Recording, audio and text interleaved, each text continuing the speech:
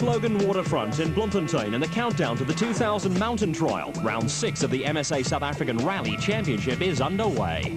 Run over 2 days, the Mountain Trial featured 4 special stages in and around the Free State capital before moving to the mountains of the Eastern Cape for Day 2 action. Going into the Mountain Trial, an interesting situation at the top of the championship. Among the drivers, Toyota pair Etienne Lawrence and Serge Damso led reigning South African champion Jan Habert, with Robert Paisley topping the co-drivers leaderboard ahead of Douglas Judd and Guy Hodgson. Only 4 points separated Lawrence and Damso, with the situation vindicating Toyota's decision to withdraw from the Premier A8 class category and campaign in the less expensive A6. Yeah, it's very close at the moment between Etienne and myself, but you know, we'll take it per rally. And as we started the season, you know, never in mind of the championship. So 3 more events to go, and we'll just take it as it comes. In the Group N category, Dean Saunders and Graham Hooper led reigning drivers champion Hannes Krobler and Brian Duncan, with the Nissan Sentra pair that meet in a Toyota sandwich. The highly experienced Krobler is a former South African rally champion and a previous winner of the high-speed mountain trial. Sanders is the son of former factory driver Eric Sanders and was under no illusions about the task that lay ahead. Well, look, Sentra's always been quicker on the higher speed roads, and Hannes really enjoys this rally, so we're going to try and beat him here is going to be a hell of a task, you know. We'll see what we can do in the beginning. But as far as the roads go, I think if we just finish 1 place behind him on this one, I'll be very happy. Pace notes form an important part of the mountain trial, with Sasol VW co-drivers Cindy Harding and Mike Burrows comparing their notes. For another Sasol VW crew, reigning South African champions Habert and Judd, the mountain trial was going to be a test of character. Yeah, our main pressure at this stage is obviously to secure maximum points for the championship, because we at the moment on a slight disadvantage to the other guys. So we've got to get maximum points. I mean, there's no other option to keep our championship points alive, and you know, we'll have to see what the other guys do. Maybe they might not have as much luck as they've had in the past. Depending on your point of view, the mountain trial is either a co-driver's nightmare or an event where navigational skills reach a different level. Because it is mainly run on public roads, it's a high-speed affair, where pace notes play a crucial role on an event that is unique in South African rallying. This is a completely different event to 6 of the other rallies in this country where we use pace notes. It allows us to go over the route before the event. We make a very, very detailed description of every bump, every bend, every dip, every jump. So the navigator on this rally comes into his own. He actually guides the driver. He almost becomes, I would say, the driver's eyes. The driver will drive on what he hears, not necessarily on what he sees, because I, as the navigator, know what's after the big crest. So I can say, listen, this crest is flat out, because there's a straight after it. Whereas on blind rallies, the driver would have to tap off because he doesn't know what's over it. So I believe on this rally, the navigator, a good navigator, comes into his own. Excellent fun. Rallying is a sport which at any level calls for teamwork and complete understanding between driver and co-driver. Working with pace notes increases the level of cooperation, but drivers, like championship leader Etienne Lawrence, are in favour of the system. With the smaller cars, it's nice to have a pace note, because you can keep the momentum going, and that's important in getting good times. The long straights and things obviously suit the A8 cars, you know, but I like pace notes. Robert's very good with them, and we seem to click well with it. So last year we did some good times with the old A8 car versus Yanni and Serge, and I think this one is going to be the same. For Group N champion Hannes Krobler, the mountain trial was also a watershed event in his 2000 rally campaign. Dean is ahead of us still on the Group N championship. We definitely still in Group N. We wanted to change to A7, but we decided to try and win definitely the Class N3 championship for this year. Maybe try to win the Group N championship overall, and that's why we're still running our Group N car. But Dean is still ahead of us, and we'll see on this rally what's going to happen. After this event, we'll probably decide if we're going to go A7 or stay in Group N and see if we can try and win the Group N championship towards the end of the year. From the start at the Loch Logan waterfront, crews headed for the old Brandkop race circuit on the outskirts of Bloemfontein for the first special stage. Brandkop was one of the most popular circuits in South Africa in the 60s and early 70s, and although a little dusty and overgrown, is still in remarkably good shape. The final stage of the day was also scheduled for Brandkop, handing the faster and more powerful Class A8 cars an early advantage. There was little doubt that the battle up front would be fought out between Jan Habak and Douglas Judd, and Chart van der Walt and Cindy Harding in the Sasol VW Golfs running in Class A8, and the Class A6 Toyota Corollas of Serge Damso and Guy Hodgson, and the Lawrence Paisley combination. They were the class horses of the field, with Group N contenders Hannes Krobler and Brian Duncan likely to become embroiled in battles with the Class A7 and slower Class A6 entries.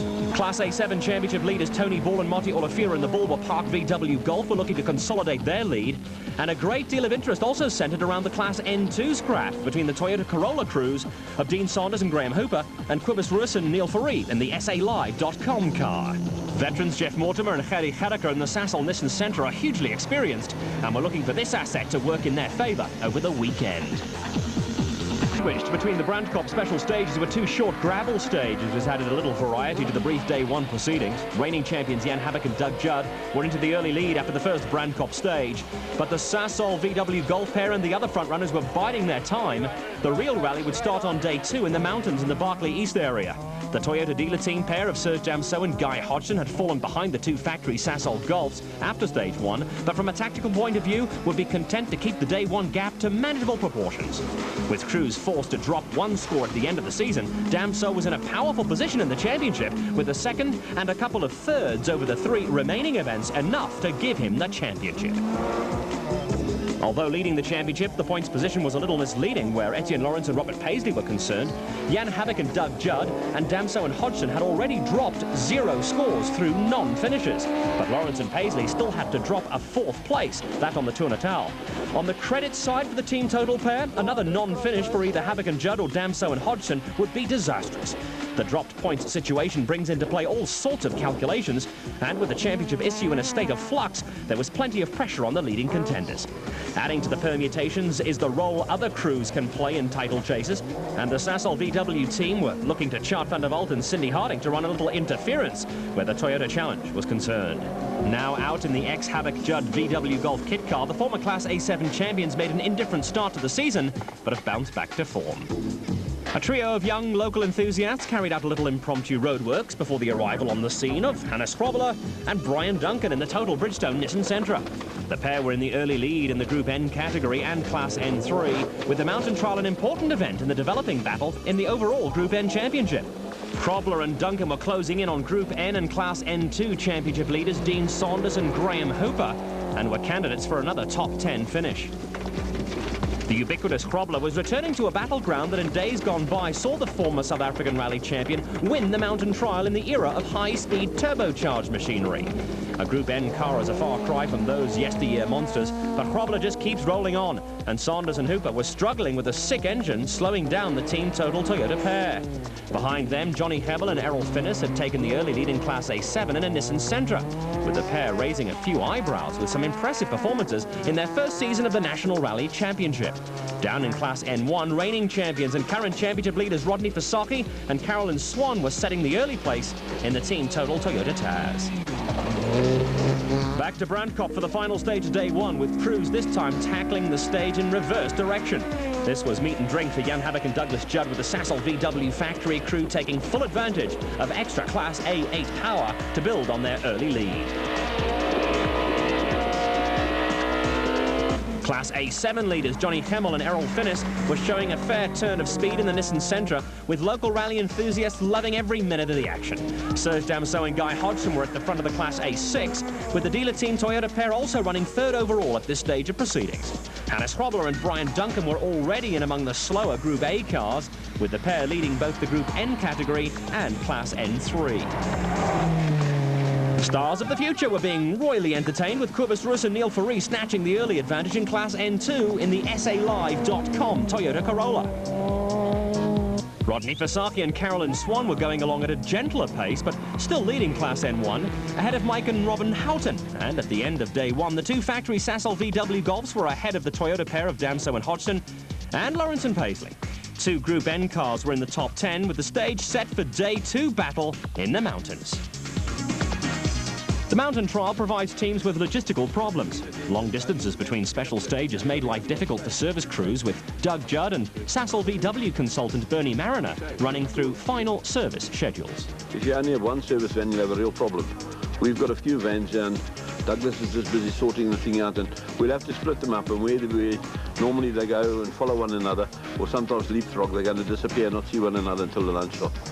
And then we'll have 2 chase cars, one at each van as well, just to back them up and to see if there's any problems. Cape-based Cindy Harding is one of a number of women co-drivers who bring a touch of glamour to the national rally scene.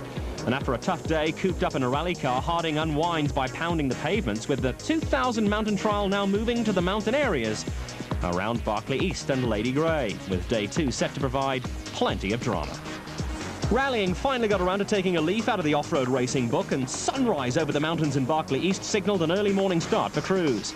In that part of South Africa, it tends to get a little chilly in the mornings, and local entrepreneurs did a roaring trade, dishing out welcome cups of hot coffee. Ahead of crews lay a demanding day, with co-drivers in particular in for an interesting time in the mountains.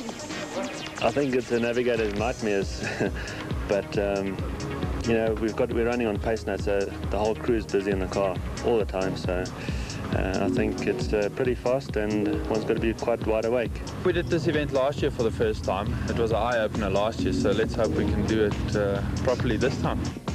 The final countdown to the start of Day 2 with Cindy Harding in cheerful mood. Rallies are run to strict time schedules, with a convoy of cars lined up at the start control, ready to set off for the first special stage of the day. At just over 42 kilometres, Special Stage 5 was the longest of the rally and was to get the day off to a highly dramatic start. Medium left over dip.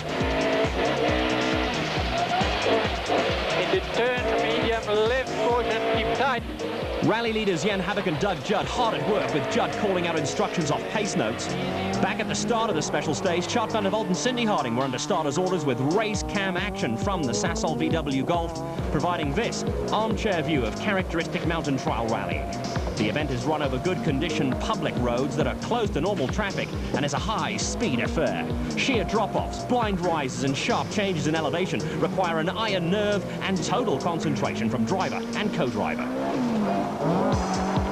Cars started the special stage at 2-minute intervals, and ahead of Etienne Lawrence and Robert Paisley, the dealer team Toyota pair of Serge Damso and Guy Hodgson had already built up a head of steam. Damso is a multiple former winner of the mountain trial, and Hodgson must be one of the few co-drivers who enjoys the unique challenges the event offers. The immediate target for Damso and Hodgson was to haul in Van der Walt and Harding, but up ahead of the Toyota crew, drama was unfolding at the end of the special stage.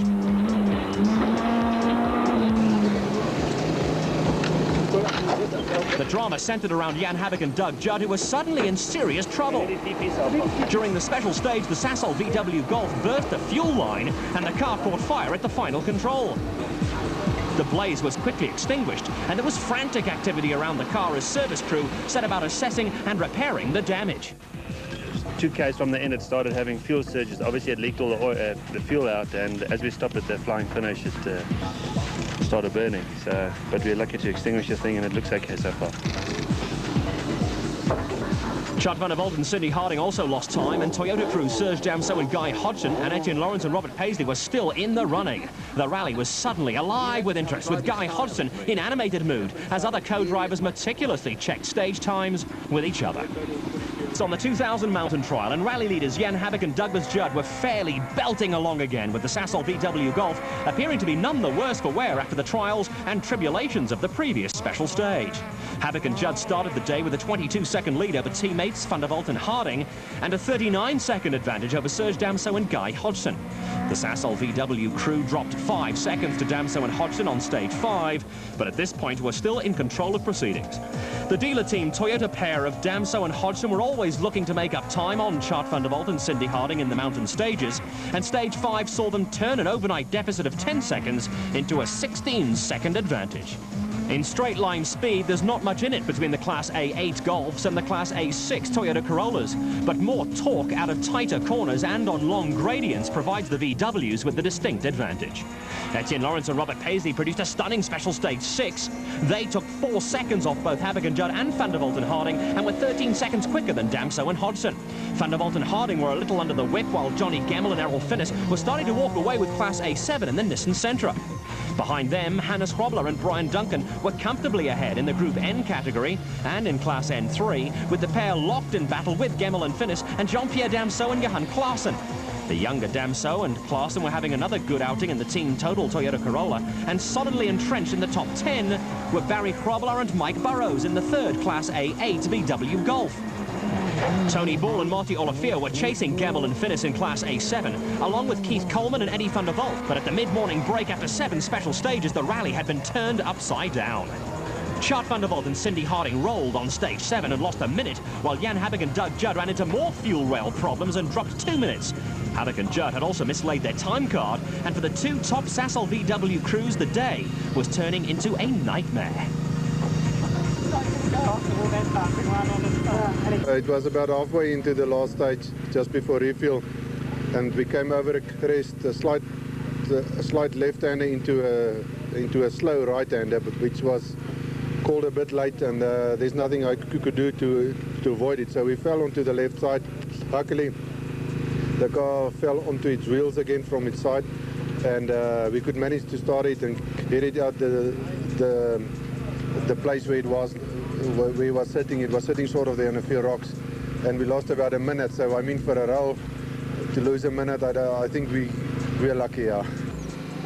A couple of local youngsters were worried about the welfare of the Ball Olivier car, while father Serge Damso had a few words of advice for son Jean-Pierre. Problems in the Sasol VW camp had now seen to it that the elder Damso and Hodgson led the rally by 19 seconds. We've taken the lead, yes, but unfortunately, Yanni had a problem in the last stage. He lost a fuel line off again. So we've got 70 Ks of special stages, and we'll try and push it, but I'm sure maybe he can still catch us. A second bout of fuel rail fever had dropped Habig and Judd back to 4th, but the team was confident they had now found a remedy for the bug. Yeah, it's something new that we didn't know about, and it's now happened twice.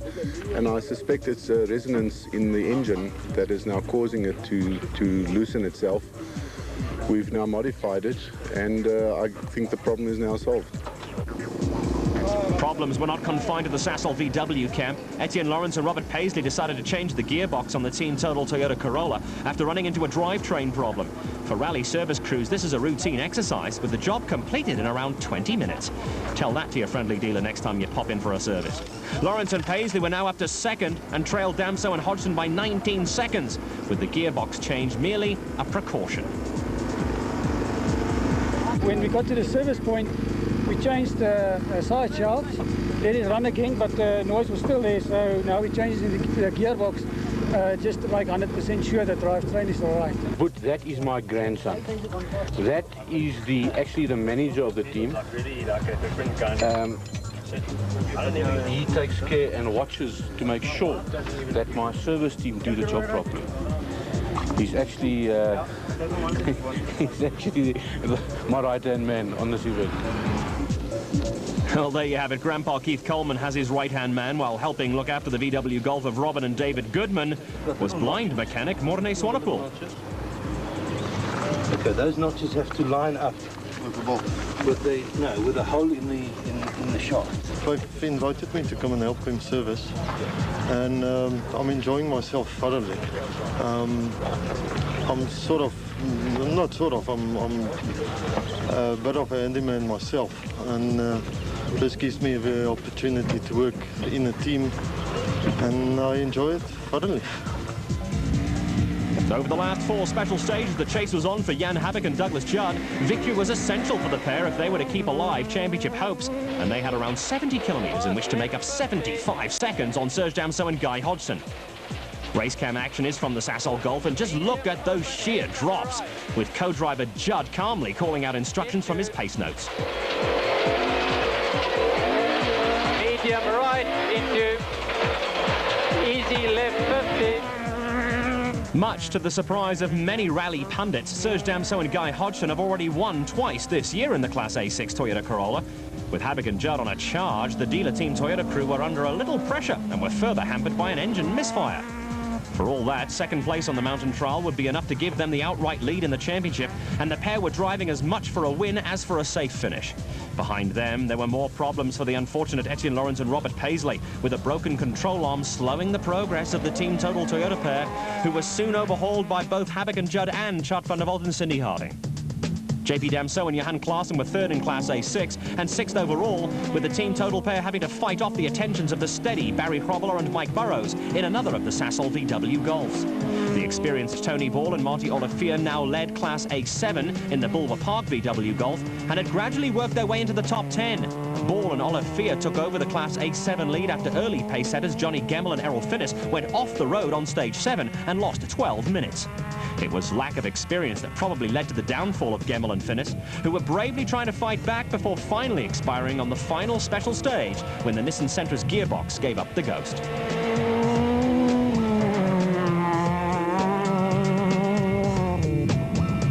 KwaZulu-Natal crew Chris de Wit and Shane Saville were soldiering along in an aging Toyota Conquest. Although the pair were way down the Class A6 pecking order, they were ahead of a clutch of Class A7 cars. Among those trailing the Conquest were Keith Coleman and Eddie van der Walt in the Sasol VW Golf, with the pair slap in the middle of a 5-car battle that was going on for the minor placings in Class A7. Magnificent Eastern Cape scenery and some of the best rally country in the world, with another KwaZulu-Natal crew in Craig Trott and Gerard Bezuidenhout going well in the Team Total Toyota Conquest. They were resisting a late challenge from Chris de Wit and Shane Saville, with the two Toyota crews holding a slight advantage over Robin and Dave Goodman, who had moved into second place in Class A7 in the VW Golf. At the front of the field, Jan Habig and Douglas Judd had all but worked off the deficit, and then came another scare when the middle section of the tread on the right front tyre blew off and took with it the right front fender. Habig and Judd arrived in Aliwal North for the final special stage with a slight buffer over Serge Damso and Guy Hodgson. Over stages 9 and 10, the dealer team having dropped more precious time. We had a deficit of a minute with about 70 or 80 k's to go, so our task was a second a kilometre. And we were fortunate in Clan, we took quite a bit of time, and the second last stage as well, so we've got a small buffer at this stage, and we've just got to go carefully in the last 8 or 9 k's. 21 seconds to make? No, not really. Not on 7, 8 k's. We just had a problem with misfire for the last 2 long stages. I just lost quite a lot of time there. But anyway, seconds better than nothing. The mountain trial last year saw Jan Habig and Douglas Judd eventually finish 6 seconds ahead of Serge Damso and Guy Hodgson, with the pair going on to clinch a second successive South African championship. This year, the pair stretched the final gap to 10 seconds, but Damso and Hodgson go to the top of the championship log. Over the last couple of seasons, Hannes Hrobler has made a habit of putting a Group N car into the top 5 on national rallies. Hrobler did it again, and along with Brian Duncan, the Total Bridgestone Nissan pair romped away with both the Group N honours and Class N3. Tony Ball and Marty Olivier wrapped up Class A7, and there was a final flurry of activity when Jean-Pierre Damso and Johan Klaassen managed to hold off Barry Hrobler and Mike Burrows to take 6th overall. Down in Class N1, the brothers Houghton, Mike and Robin. Upstage, Rodney Fasocki and Carolyn Swan, while on the podium, Jan Habig and Doug Judd were celebrating in traditional style with their hopes of a 3rd successive championship still alive. Yeah, it's been quite an eventful, we had the problem with the fuel, and then a fire, and then we ran out of fuel because of another fuel leak, and then we had a problem with the tyre going flat because it was overheating. So yeah, I think we're quite fortunate to be here, and we're very happy with the result. The bubbly also flowed for Hannes Hrobler and Brian Duncan, with the pair now level with Dean Saunders and Graham Hooper in the Group N Championship. We're very glad. It was a tough day. All the other Group N guys gave us a hard chase, especially this morning, and the last 3 stages was just a few seconds in between us and JP Damso, and we managed to get ahead of him on the second last stage, and we stayed there to the end, so we're very, very glad on our position. Final results on the 2000 mountain trial, with the stage now set for an interesting finale to the season over the remaining 2 events.